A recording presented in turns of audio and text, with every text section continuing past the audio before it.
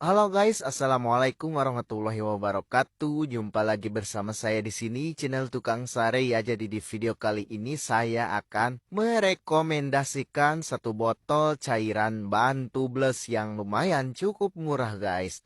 Untuk harganya sendiri ini bisa didapatkan di kisaran harga 25.000 ke bawah guys ya. Jadi ini mereknya Indo Asia. Di sini ada tulisan tubeless system khusus ban tubeless. Kemudian ada tulisan Freven FLS Higher non corrosive instantly seal punctures. Kemudian di sini ada cara pemakaian. Siapkan cairan penambal ban Indo Asia satu botol motor ya.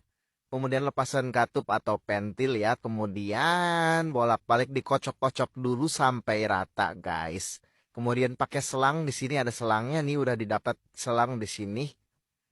Tinggal dicolok aja, kemudian pentilnya jangan lupa dibuka ya pengunci anginnya agar cairannya bisa dimasukkan. Peringatannya di sini harus dikocok terlebih dahulu guys. Ingat, harus dikocok.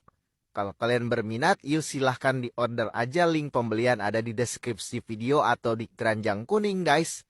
Yuk di order sekarang ya, jangan sampai kehabisan. Mantap pokoknya guys, nih Indo Asia.